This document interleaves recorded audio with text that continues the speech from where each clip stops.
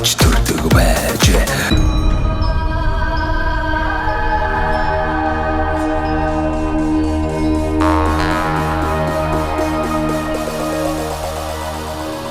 За, монголчуудаа Монгол эх орныг нь танилцуулах зорилготой Монголын хамгийн үзэгчтэй сумдаа сайхан амьдрын нэвтрүүлгээ Дундговь аймгийн 3 сайхан сумаас одоо нэвтрүүлгээ бэлтгэж байна.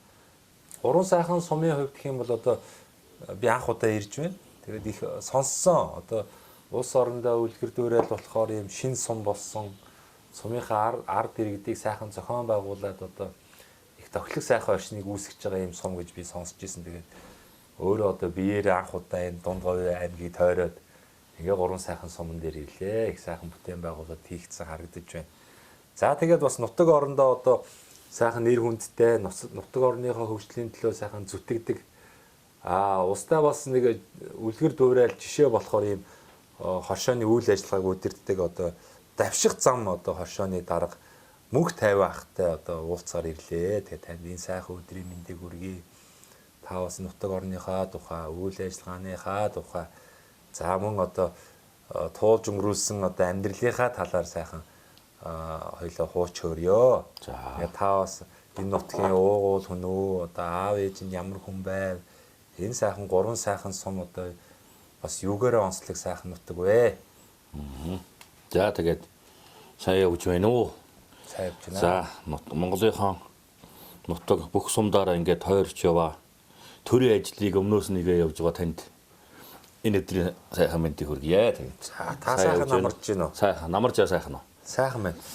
Намрын алгар өдрүүд сайхан байна шүү дээ. Оо хачаа сайхан. Намар цагаар энэ говь нутгаар явах сайхан байдаг юм байна. Энэ намар бол их сайхан болсон л доо манай. Ер нь бороо их орсон. Энэ жил бүр гойд шүү. Сайхан. Уртч намар болж байна.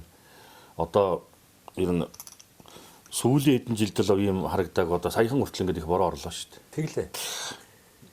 Тийм тэгээд ер нь бол 3 сайхан сум энэ унгам бага төрхтөл 3 сайхан сумд би төрсөн. Тэгээд хар угаасан ээжийн гар дээр ах өвгний ламынхаа би ч лам хүн шүү дээ. За. Тийм 6 7 настайгаас гандан ном заалгаж яваад ном үзсээр яваад хийдийн ном үзэж судлаад гандан чанхарлын хийд их үнзэд гэдэг албыг хашиж байгаа. Одоо ч хашиж байгаа. Одоо энэ сум дээр байдаг. Суман дээр байгаа хийдтэй байдаг тийм. Тэгээ амьдрал ирэхээр сүүлд одоо эхнэр хүүхэдтэйж боллоо. Тэгээд амьдрахын ирэхээр тэгэл 8 хийгээл хоршит малчтайгаа хамтарч ажиллаад тэгэл хоршоог байгуулаад одоо ингээл өдөө зэрэгтэй л явж байна. Би бол амьдрахын тулд зурагч авч үзлээ, кино чаргаж үзлээ. Ер нь түз ажиллуулж үзлээ. Тэгэл их юм болсон доо.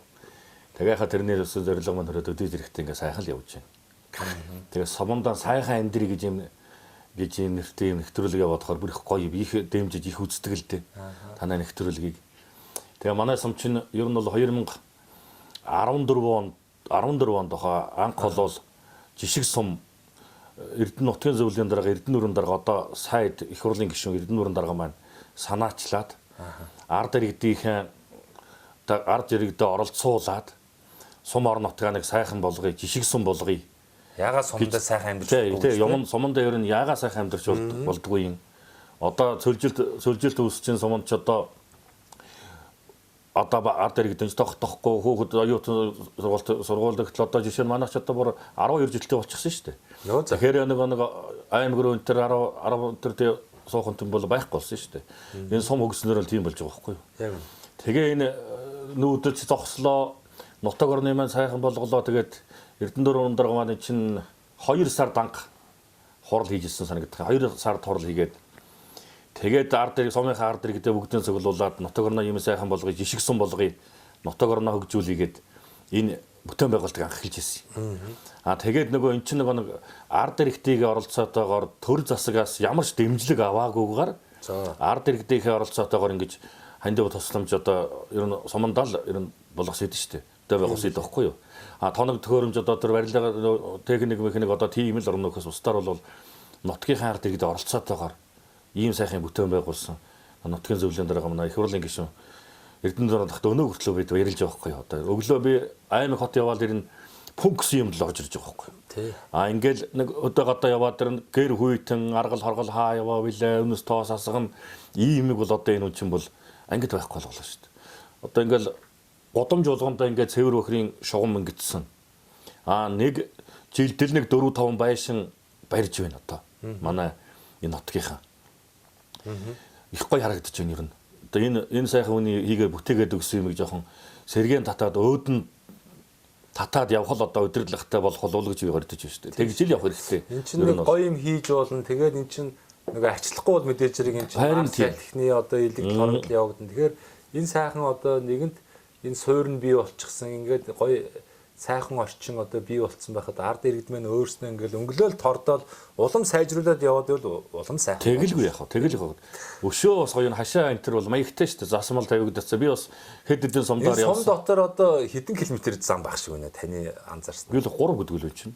3 км орчим зам. Ингээд сайхан гудамж хороолуудаар төв ингээд энэ ч нөгөө хуучин машин тэрэг байхгүй байхад ч нэг өөр байж. Одоо нөгөө баг айл болгонд машинтай болцсон болохоор энэ сум ч бас төвлөрөл үүсчихэж байгаа байхгүй. Тэгж байгаа. Тэгээ энэ чинь засмал замд тавихгүй ингээд шороо ингээд тоочл үүсгээд байх эрсдэлтэй учраас танаа сум бол одоо яг тэр сайхан жишгийн дагуу сум дотор засмал зам тавиад өгчөөр тоосчлт байхгүй. Шороо нүжгэнсэн хэжин нурж байсан хашаа айхтрлын баригадын төвшгөл юм байсан шүү дээ ангуул. Тэр танаа сумд би орой ирлээ. Тэгээд сайхан гэрэлтүүлэхтэй. Тэгээд ингээд одоо нэг намар цаг болохоор бас ингээд модны навч мэн унчиж 100 ирсэн бол одоо бас их сайхан энэ зам дагуу болон энэ байгууллагууд хашаа хороо энэ бас их ногоон байгууламжийг сайхан тарьсан байна. Тэгээд би 100-ны цагт ирсэн бол тэгээд нэг хүүхэн шуугууд чинь тоглоомын талбайдаа гүүгээл энэ гэрэлтүүлэг төсөөлж илээ их сайхан байлаа. Тэгээд би жоохон оройхон ирсэн учраас бас нэг энэ гоё ногоон байгууламж навж амтсан. Энэ манайхаар хашаа гаргаж жишээ татхатлаа 600 гаруй мод би хашаанд тарьсан шүү дээ. 100 бол зүгээр хар ногоон л бол 100 ирж үзэхгүй юу? Энэ годомж талбай хангаа газар шиг болно. Тий одоо жоох ингээ хатачихсан нэг иймэрхүү л янзтай байна. 100 бол их гоё болно шүү дээ. Ер нь бол үнэхээр энэ эрдэнэ дарга маань нэр бүтээн байгуулдаг маш хийсэн мундаг юм бүтээн байгуулсан байхгүй. Тэрнийхээ нэр нөлөөгөөр сая улсын их хурлын гишүүн сайд боллоо. Тийм баг. Одоо ингээд сайхан одоо амьдрах орчныг сайжруулах гэх сайхан зүйлийг ингээд ард иргэдэд хэлээд ард иргэд дэмжихгүй ойлгохгүй л одоо тэгээ явахгүй шүү дээ. Ойлоо танаа сум бол ингээд энэ олон хүмүүс зохион байгуулалтанд ороод зарим нь одоо хашаа хороон далийн мөрөө байсан бол тэрийг датаа чөлөөлөөд ингээд нэгдсэн зохион байгуулалтанд ороод зарим нураах шаардлагатай байгууламжаа нураагаад ингээд яг ингээд сайхан гадны орны жишг шиг ингээд гой зохион байгуулалтанд орж байгаа нь бас энэ нутгийн иргэд өөрсдөө оролцож одоо сумдаа бид нар сайхан амьдарч болно тий. Одоо дандаа ингээд хар амиа бодоод байвал эн чинь явахгүй. Тэгэхээр ингээд эн чинь нийгмийн одоо бид нар чинь нийгмийн бүтээгдэхүүн учраас иргэд маань нийлээд бид нар орчноо сайжруулах, ирээдүйд бас өрөөхтэй сайхан орчинд амьдруулъя гэх юм бол одоо ингээд заримдаа тийм ээ. Одоо эн чинь зарим зүйлийг бол ингээд одоо бас ингээд хайж явах хэрэгтэй байхгүй юу? Тэгэхгүй зарим ингээд магадгүй одоо нэг өөр газар ийм танах шиг зүйл хийхэд л одоо эн чинь бас л тэр үний амьдрал шүү дээ. Эн чинь 10 20 жил зүтгэсэн байшин объектээ датаад нураагаад ингээд яанахаар бас хэцүү тий. Тэгэхээр танах нь бас ойлгоод ингээд нэгдсэн зохион байгуулалтанд ороод өнөөдрийн ийм сайхан дүр зургийг бий болгоод амьдрах орчноо сайжруулад айл өрх нь ингээд ханаасаа ус аваад тий хот хөдөөгийн ялгаа одоо арилсан. Бараг эн чинь хотод байгаагаас илүү стресс хүү төгжрөлгүй эрүүл цэнгийг агаар өгдөө заав ээж өөрийн төрж усан нутгаа ингээ хөгжүүлээ амьдрын гэдэг бол хамгийн сайхан. Тэгэл яах вэ? Ер нь бол энэ бүтээн байгуулалт болоход анх бол энэ чинь одоо манай энэ баруун талаараа явсан засмал уршаагаан дандаа айлын хашаа байшин нураагаад буулгаад ингээд явсан шүү дээ. Тэрийг ард түмэнтэйг хүмүүс ойлголцох гэж бас 2-3 сар болсон л доо. Одоо ингээд энэ урд явсан ийшээ зам чи муу ялгаагүй ингээд айлын хашааны талын давал байшин ингээд нураагаад ингээд тэгэхэд бол ард иргэд бол манай сумын ард иргэд бол ерөөсөө тэрэн дээр цааргалаагүй. Энэ хүн ингээд нутаг орноо сайхан хөгжүүлээ. Бүтээн байгуулалт хий. Сумандаа сайхан амьдрах нөхцөлийг бүрдүүлье гэхэд бол манай сумын ард иргэд бол бүгдээрээ тэмцсэн байхгүй. Бусдаар ингэж бүх насаараа зүтгэж байгаа нэг юм байшин барьчихсан чинь танаа байшин гэж нураа их хэрч юм бол хэцүү шүү дээ. Хотод бол ингэж гэж ургалдаан болдог юм биш юм уу? Худалдаж авдаг. Сонссон баг. Хотод бол одоо энд бол тийм байна. Сумаа гоё болно нэгээд айлууд нь бас зарим байшин саваа нураагаад ингээд нэгдсэн зохион байгуулалтанд орсон гэл би бас нэг санаа дууж өгдөг юм ч та. Чи хуруу хумслаа хуглан байшныг байшин барьсан чи сумын янзлныгээд танах одоо ингээ газарт орох хэрэгтэй гэхээр тэрийг хүлээн зөвшөөрнөхээр Бас л их сайхан ууж сэтгэлтэй бас алсаа харсан хүмүүс байна гэж би. Үнэхээр тийм. Ер нь бол энэ чинь манай сумын ард иргэд бүгд ойлгосол доо. Энэ чинь 2 сар торлоо 5 сар гэж байхад бүтээн байгуулалт эхлээд наадмын өмнө гүцсэн баг шүү. Маш урт хугацаанд. Энд чинь манай Эрдэнэ дөрөв гадаадын нэг орнуудаас хандив тусламж гуйсал байх. Орон нутгийн иргэдэж бас дэмжсэн. Одоо энд чинь тэгэл шин захиргаатай боллоо, шин SS комплекстэй боллоо. Ер нь бүтээн байгуулалт бол маш их байгаа шүү дээ сумдэрс. Айл болгоных нь хашааных нь хажууд цэвэр өхрийн шуум ингээд авцараад өгөхөөр яах юм. Тийм ээ. А энэ хүний харин хийгээ бүтээсэн юм бол бид сэргээд өөдөн татаж явах үүрэг шүү дээ. Яг үнэ, яг үнэ. Тэгж л явуулж байгаа. Энэ сайхан боломж шүү. Боломж. Монголоор одоо 21 аймаг 330 сум байна. Тэгээд л одоо нөхөн ойлноос салж чадахгүй 100 жилийнхаа ойг тэмдэглэж байгаа сумуудыг бүгдээрээ сая энэ 24 онд харлаа. Тэгээд 90 жилийн ойг байсан. Тэгэхэд 100 жилийн ойгод 10 жил гэдэг бол бас хүний амьдралын урт хугацаа. Тэгэл байх. Тийм. Тэгэхэд энэ хугацаанд тухайн сум орнд айх тэр өөрчлөлт байхгүй. Ингээд хөгжил маш удаашралтай одоо яваад байна шүү дээ. Тэгэхэд одоо энэ сум бол одоо хот хөдөөгийн ялгааг арилгасан хотоос одоо сайхан орчныг бүтээж болдгийн жишээ бол одоо энэ Дундгов аймгийн 3 сайхан сум бол харуулж чадчих байгаа байхгүй. Тэгэхээр бусад сумууд маань ч гэсэн энэ сайхан зохион байгуулалтанд ороод ингээд иргэдэн одоо заавал төр засаг гэж одоо ус хараад ах биш. Ус хөгжүүлнэг бол за дахиад 100 жил усан гэсэн одоо яах юм бол та хэлж мэдэхгүй. Тэгэхээр иргэд өөрснөө маш сайхан оролцоотой баймар байна. Нутаг орноо гэсэн сэтгэлтэй баймар. За манай нутагчтай одоо нутгаа голоод нүүж явах бус. Эсвэргээр харин нутгаа хөгжүүлээд нутгаас явсан хүмүүсийг одоо сайхан урайлаад нутгаа сайхан хөгжүүлээд нутгаа гоё болгох хэрэгтэй. Одоо болгож болдгийн жишээг бол одоо богинохон хугацаанд энэ одоо 3 сайхан сум бол харуулж чадчих шүү дээ. Тэр одоо Монгол орны бусад сум маань танаа сумын одоо жишээг ингэж сайхан сайн дуртлагыг судлаад сумоо танах шиг болох боломж байгаа юу? Байлгүй яхавт.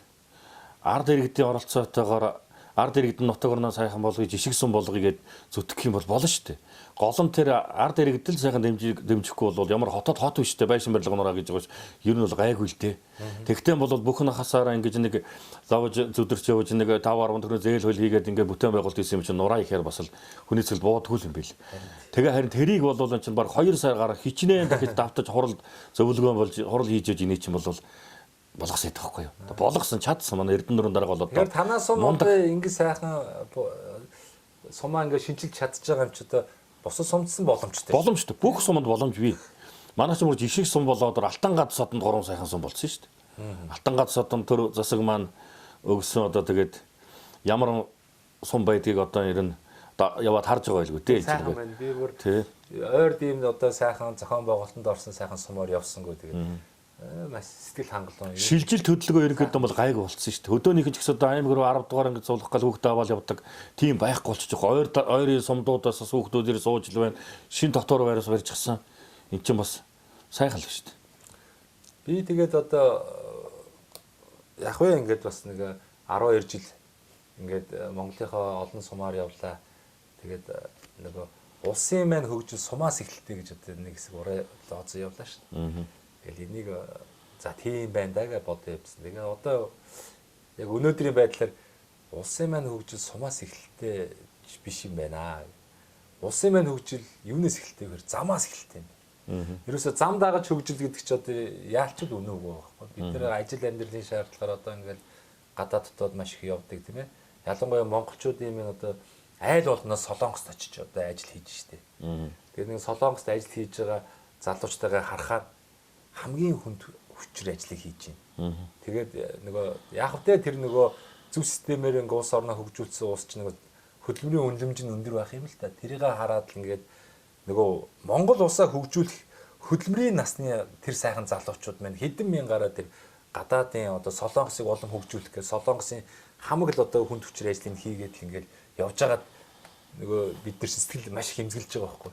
Энэ залуучуудаа Монголын төр засаг маань Монголдо сайхан амьдрах, цалин үнэлэмж нь өндөр, сэтгэл хангалуун амьдрах боломжийг төр засаг маань энэ 34 5 жилийн хугацаанд олгоод өгчихсөн бол энэ олон залуучууд маань аав ээж, илгэн садан, хань ижил, өр хүүхдээсээ хол ингэж хүний газар зовж ажиллах уу гэдгийг л олж хараад байгаа байхгүй. Тэгээ явж байгаа тэр Солонгос улс жишээлх юм бол зам харилцаа нь ямар гэдэг вэ? Өө тэр уулын чинь нүхлээл, тэр түнэл, замуу тэгээд тэр суурин доснууд ингэ холбогдсон байна шүү дээ. Монгол яагаад ингэж болохгүй гэж. Тэнгүүж эн чинь би өөрөө нэг сониуч юм болохоор асууж байгаа байхгүй. Тэнд ингээд солонгос хүмүүсээс танаа энэ зам одоо яаж тавигддаг юм гээд энийг манай уус тавиагүй. Энэ манай хувийн замын компани тавьсан. Одоо энэ гүүрэн байгууламж л асар мундаг хэдэн 100 м өндөр байгууламж байгаа байхгүй. Энийг манай нэг хувийн компани тавьсан. Тэгээ энэ энэгээр нэвтрэхэд багахан хэмжээний төлбөрийн төлт юм аа. Одоо манайхаар бол нэг замын хураамж штэ. Нэг замын төлбөр гэж бид нэр тийш явах нь 500 төгрөг өгдөг шиг ингээд төлдөг юм байна. Тэгээ тэр компани нэг устдаагаа концесч үт юм ямар нэг гэрээ хийгээд тэр бүтээн байгуулалтыг хийчихсэн юм байна л та. Тэгээ тэр нэг одоо 10 20 км замаар ч хүмүүс те ингээ ая тухтай ингээд машин дэрэг нэвтрэхгүй ая тухтай хурдан шуурхаа явахын тулд мөн нэг 500 төгрөг бол хинч үгүй штэ. Инхээр аль алинд ашигтай байт юм байна. Тэгээ нөгөө компани хэсэг хугацааны дараа тэр зам бүтээсэн одоо зардлаа нөхөд авчдаг, ашиг олоод авчдаг. Ийм маягаар одоо ингээд нөгөө замын компаниудад нөгөө төрн бодлогоор дэмжиж ингээд улс орноо сайхан зам харилцаанд оруулахаар эдийн засаг маш богино хугацаанд эргэлдээд хөгжил явагдсан юм байна. Тэгээ нөгөө замаа дагаад янз бүрийн гоё бүтээн байгуулалт хаус хороолол одоо юу гэдгийг ресторан, цайны газар, буудал, аялал жуулчлалын байгууламж нь бий болдго юм байна. Тэгэхээр Монголд яг энэ хэрэгтэй байгаа байхгүй. Яагаад гэвэл манайх чинь замаа сайн тавьж иж энэ хотын төвлөрлөмээр сарах гэдэг шүү дээ. Хүн чинь дэд үтсээ дагаад ингээд ажлын байр хайгаад ингээд төвлөрөөд идэв юм шүү дээ. Тэрийг бид нар яаж задлах вэ гэж одоо энэ олон жил утааны эсрэг төгжрийн эсрэг гэл одоо хичнээн тэр бумаар нэг үр ашиггүй зарцуулж байна шүү дээ. Тэр бид нар замыг тавих хэрэгтэй юм байна.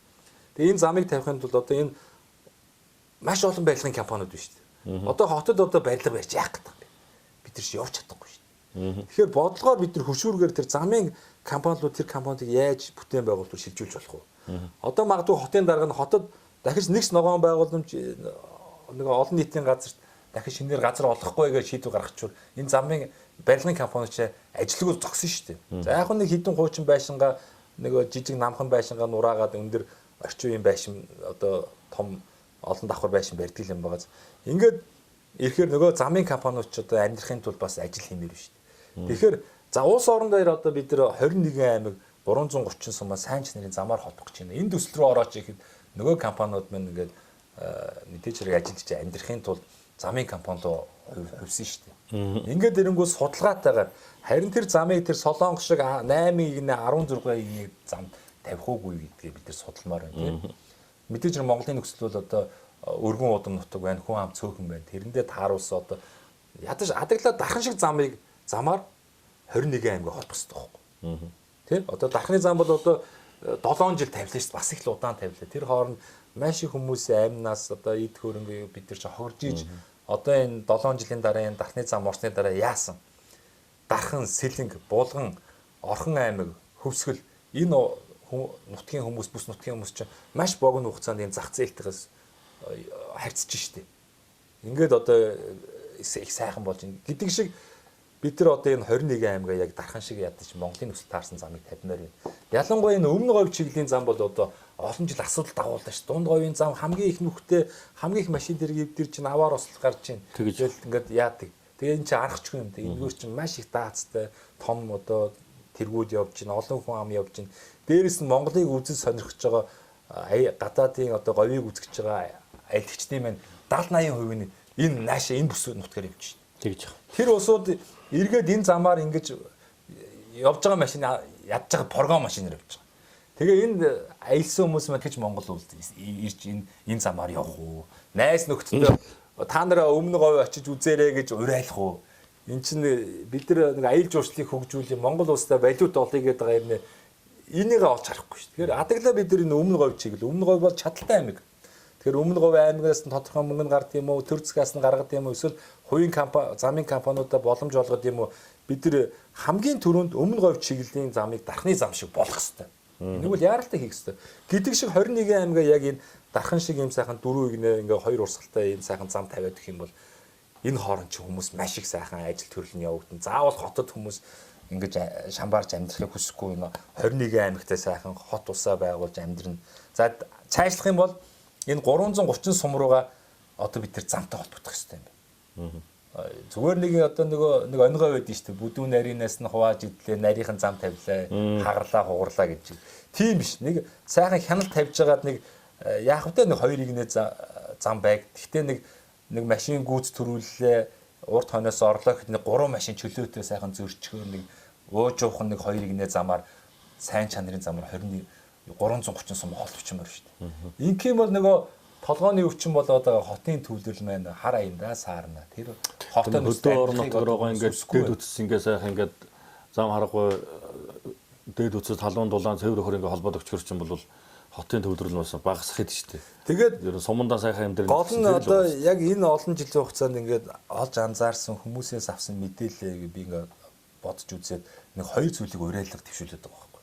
За, ерөөсөө бид нэр 21 айн 330 сум Монголын нөхцөл таарсан тэр олон игний зам биш. Яг Монголын нөхцөл таарсан тэр даацсандаа таарсан одоо сайн чанарын замаар тун хурдан холбогдсон юм байна. Ингийн төлөө төрмэн бүр судалгаа шинжилгээд бодлого гаргаж бүр ингэж эрчимтэйгээр бүтээн байгуулах хэрэгтэй юм байна.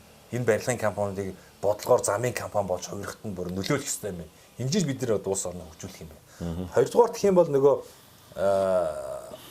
одоо орон нутгийн чинь нөгөө түүхий энэ сайхан баялаг ингээ өнгөд хаягдаад байгаа шүү дээ. Тэгэхээр бид нар энийг боловсруулж одоо чаддаг орон нутгийн одоо өөрсдөө хөгжүүлж чаддаг энэ одоо аж ахуйн нөхцөл дэмжих хэрэгтэй юм байна. Одоо хуучнаар одоо нэгдэл нийгэм гэдэг шиг одоо сүүлийн жилүүд бол хошоог л яваад байна шүү дээ. Энийгээ өшөө төгөлдөржүүлээд одоо юу гэдэг нь сайхан одоо хувьцаат компани гэдэг юм. Ингээд орон нутгад ажлын байр бий болгох. Тэр баялагийг бид нэр одоо нэмэрдэг, шингээдэг. Дотоод болон гадаадын үйлдвэр замун одоо чадвал бүр эцсийн бүтээгдэхүүн хийдэг. Ингээ гадагшны экспортлдог, дотоодоо хангадаг ийм болмоор. Тэгэхгүй бид нар хэрэглэж орон болоод байгаа байхгүй. Тэгээд ийм хоёр зүйлийг ерөөхдөө уриалах гад ингээл яваад байгаа. Тэгээ таныг сонссон. Одоо бас их сайхан суманда үлгэр жишээ одоо сайхан хоршоог одоо өдөртөн зохион байгуулад улсын хэмжээнд бас сайхан үлгэрд уриал болсон. Энэ одоо хоршооныхоо энэ гурван сайхан сумын ард иргэдээ айж амьдралыг өөдөн татсан. Энэ гарч байгаа бүтээгдэхүүн түүхийдийг бас нэг хариулах гуйхан шиг өөдөн татаа боломжийн хэмжээнд бас ингээд сайхан үйл ажиллагаа явуулдаг гэж одоо таныг сонссон. Тэгээд тэр туршлагаас бас хуваалцъя гэдээ бас таныг бас давхар зорж ирсэн юм шүү. Ингээ бас танаа энэ хоршооны байрын яг энэ танаа энэ хашааны залгаа авах шиг бас ийшээ орж танилцъя гэх үү? Үйл ажиллагаатай танилцъя. За манай хоршооны үйл ажиллагаатай танилцаарай. Тэгээд танд баярлалаа. Манайхыг зочилж ирсэнд. Тэгээд их сайхан төрийн ажлыг өмнөөс нь 330 сумаар 21 явж идэх чинь маш сайхан боломж биш үү? Гоё үйлс үтээж байгаа юм байна шүү дээ. Тэгээд танд мундаг ажлын амжилт хүсье. Тэгээд алтан шар заманд үлзийтэй байх болтугай. За баярлалаа. За ямарсан нэгэн тантай уулзсны сайхан хоршооны чинь байранд орё. Танд хоршооны тухай бас одоо хоршоогоо хэрхэн яаж өдөртөн зохион байгуулдаг талаар бас танилцъя. За тэгээд сайхан цаа уучаа тийшээ горё. За. За.